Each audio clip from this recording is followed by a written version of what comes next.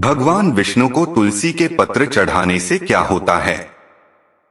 अगर आपने भगवान श्री हरि विष्णु को तुलसी का एक पत्ता चढ़ाया है तो आप इस कथा को एक बार अवश्य सुनिए। दोस्तों, एक बार भगवान विष्णु के पुनलसिल और सुशील दो पार्षद भगवान विष्णु से पूछने लगते हैं, हे प्रभु, हम आपके कई भक्तों को मृत्युलोक से दिव्य विमानों में बैठाकर बैकुंठ लेकर आए हैं। आपके अन्य भक्तजन है जो नित्य आपकी पूजा आराधना करते हैं। समस्त प्रकार के भोग आपके लगाते हैं। इसी कारण से वे सभी बैकुंठ लोक को प्राप्त करते हैं। किंतु है प्रभु, हमारे मन में एक शंका है जो हम आपसे पूछना चाहते हैं। भगवान विष्णु मुस्कुराते हुए कहते हैं, हे पार्षदों, ऐसी वह कौन सी शंका है जो तुम दोनों को सता रही है? तुम्हारे मन में जो भी शंका हो निसंकोच होकर पूछो, मैं तुम्हारी शंका का समाधान अवश्य करूंगा। पार्षद कहने लगते हैं, हे प्रभु, आज हमने एक ब्राह्मण को विमान में बैठाकर बैकुंठ लोक लेकर आए हैं। उस ब्राह्मण ने तो कभी भी आपकी विधि विधान से पूजा भी नहीं की और ना ही कभी उसने एकादशी का व्रत किया है। फिर भी आपने उस ब्राह्मण को बैकुंठ लोक लाने के लिए क्यों कहा? ऐसा कौन सा कार्य उस ब्राह्मण ने किया है? कृपया आप हमें बताने की कृपा करें। हम उस ब्राह्मण के उसके महान पुण्य के बारे में जानने के लिए इच्छुक हैं। भगवान विष्णु कहते हैं, हे पार्षदों, तुमने उचित ही प्रश्न किया है।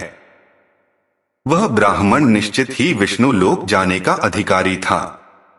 इसी कारण से हमने तुम दोनों को उसे बैकुंठ लोक लाने की आज्ञा दी थी।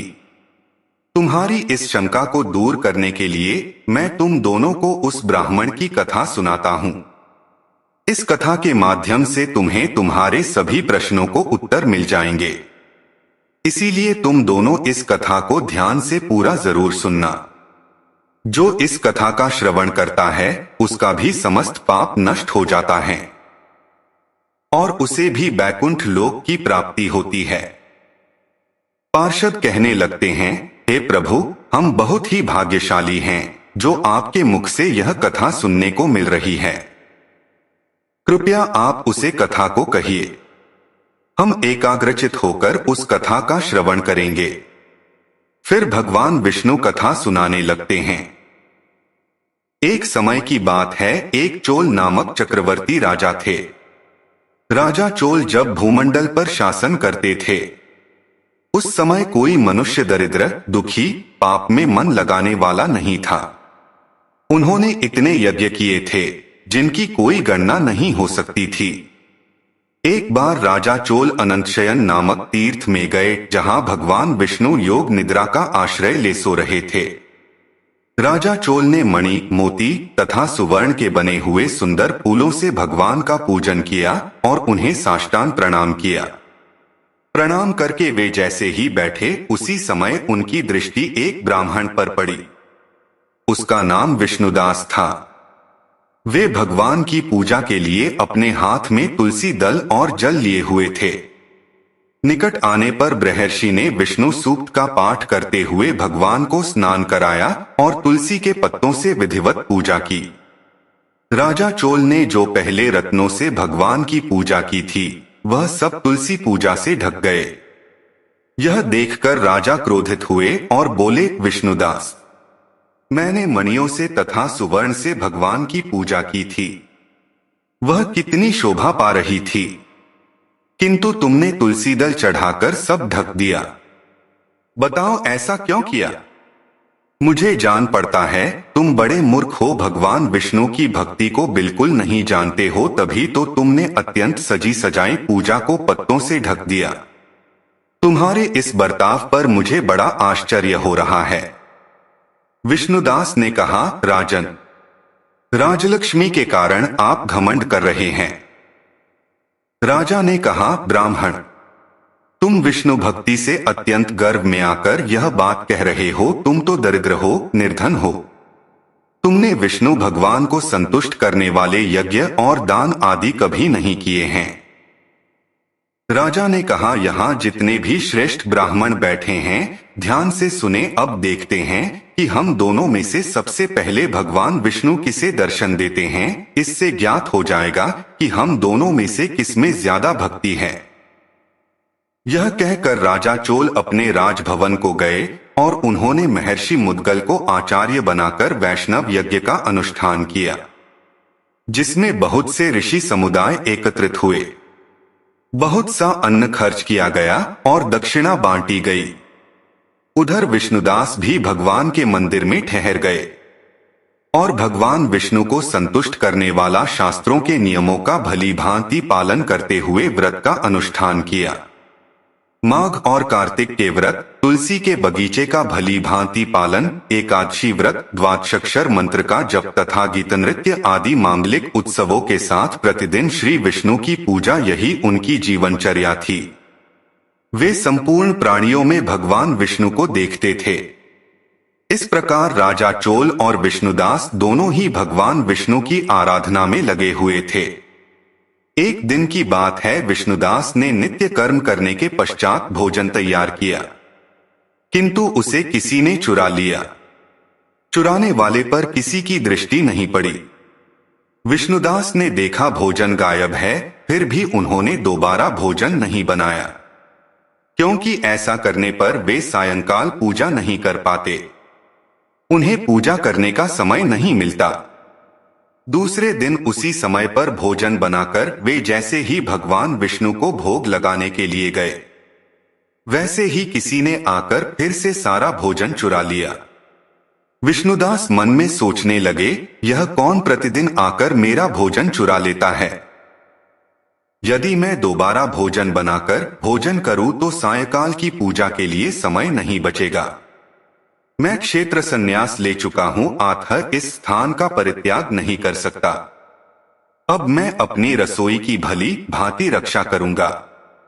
यह विचार कर भोजन बनाने के बाद वे वहीं छिपकर खड़े हो गए। इतने में एक चांडाल दिखाई दिया, जो रसोई का भोजन ले जाने के लिए तैयार खड़ा था। उसका शरीर अत्यंत दुर्बल था। उसके शरीर में हड्डियों के सिवा और कुछ नहीं बचा था। उसे देखकर विष्णुदास करुणा से व्यथित हो उठे और उससे कहा, भैया जरा ठहरो ठहरो, क्यों रुखा सुखा खाते हो, घी तो ले लो। चांडाल ने जैसे ही विष्णुदास को देखा, वह बड़े वेग से भागा और भय से मूर्छित होकर गिर पड़ा। उसे मूर्छित देखकर विष्णुदास उसके पास गए और अपने वस्त्र के किनारे से उसे हवा करने लगे। जब वह उठकर खड़ा हुआ तो विष्णुदास ने देखा, वह चांडाल नहीं, साक्षात भगवान नारायण है, जो शंख चक्र गदा धारण किए हुए है, कमर में पीतांबर, 4 भुजाएं, हृदय में श्रीवत्स का चिन्ह तथा मस्तक पर किरीट शोभा पा रहा था। अलसी के फूल की भांति श्याम सुंदर का शरीर और कौस्तुभमणि से जगमगाते हुए वक्षस्थल की अपूर्व शोभा हो रही थी। अपने प्रभु को प्रत्यक्ष देखकर विष्णुदास भावों के वशीभूत हो गए और विनती और नमस्कार करने में भी समर्थ ना हो सके। भगवान विष्णु ने सात्विक व्रत का पालन करने वाले अपने भक्त विष्णुदास को हृदय से लगा लिया। सब देवता इंद्र सहित वहां आ पहुंचे। भगवान विष्णु ने विष्णुदास को अपने जैसा ही सुंदर रूप दिया और उन्हें लेकर वैकुंठ धाम चले गए। उस समय यज्ञ कर रहे राजा चोल ने देखा कि भगवान श्री हरि विष्णुदास को अपने धाम लेकर जा रहे हैं। यह देखकर उन्होंने अपने गुरु महर्षि मुद्गल को बुलाया और कहा, राजा बोले, यज्ञ दान आदि कर्म का अनुष्ठान करने पर भी भगवान विष्णु मुझ पर प्रसन्न नहीं हुए हैं और विष्णुदास को भक्ति के कारण श्री हरि ने प्रत्यक्ष दर्शन दिए हैं। अतः भगवान विष्णु केवल दान यज्ञों से प्रसन्न नहीं होते, प्रभु का दर्शन करने के लिए भक्ति का होना परम आवश्यक है। यह कहकर राजा ने अपने भांजे को राज्य सिंहासन पर बिठाकर राज्याभिषेक कर दिया। भांजे को राज देने के बाद राजा यज्ञशाला में गए और यज्ञ कुंड के सामने खड़े होकर भगवान श्रीहरि से कहा, आप मुझे मन, वाणी, शरीर और क्रिया द्वारा स्थिर भक्ति प्रदान करें। यह कहकर वे अग्नि में कूद पड़े। उन्हें अग्नि में जाते देख मुद्गल मुनि ने क्रोध में आकर अपनी शिखा उखाड़ दी। तभी उस गोत्र में उत्पन्न होने वाले समस्त मुद्गल ब्राह्मण बिना शिखा के रहते हैं।